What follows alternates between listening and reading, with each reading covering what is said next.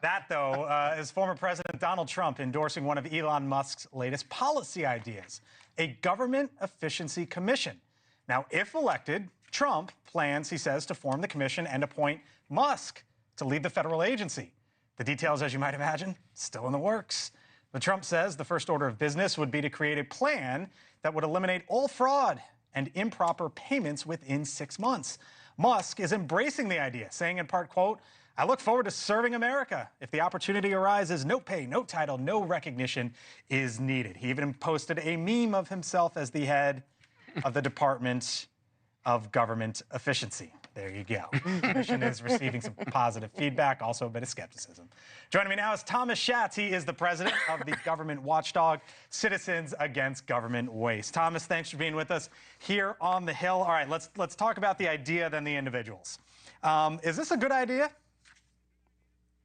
It's a great idea. It hasn't been done since the Grace Commission under President Reagan, 1982 to 1984. And Citizens Against Government Waste was founded right after the Grace Commission to follow up on those recommendations. J. Peter Grace and Jack Anderson were our co-founders. And by the way, when President Trump says we can save trillions, he's right. The government has grown so large, and we've helped save $2.4 trillion since our founding. You got a $7 trillion budget. You got 15%, you got $1 trillion. You really think you can get to trillions? Absolutely. We have our own plan, $4 trillion over 5 years to balance the budget. You have to cut trillions over 10 years because otherwise you can't get to a balanced budget. You're talking about think about the math, a $7 trillion annual budget. Again, 15% is a little over $1 trillion. Companies cut 15% on a regular basis just to stay in business. So it's not an unreasonable idea. Even billions or hundreds of billions would be a good start. So, look, you mentioned the number, show like Social Security benefits, Medicare, so on and so forth. These are big numbers, but to cut 15% of that, the country's not going to stand for that.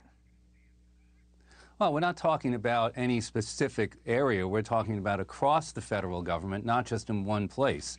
So you can look at improper payments, for example.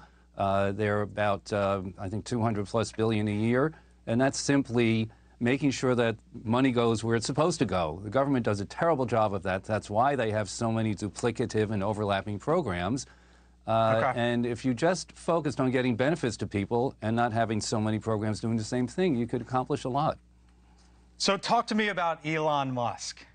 Elon Musk, wealthiest man on the planet, runs some of the most important consequential companies in this country. Is he the right guy to lead it? Well, I think a business person with an outside perspective on how any operation should run is a great idea. Remember, Peter Grace was the chairman of the Grace Commission. They had the Packard Commission, where they had the head of Hewlett-Packard looking at the operations of the Defense Department.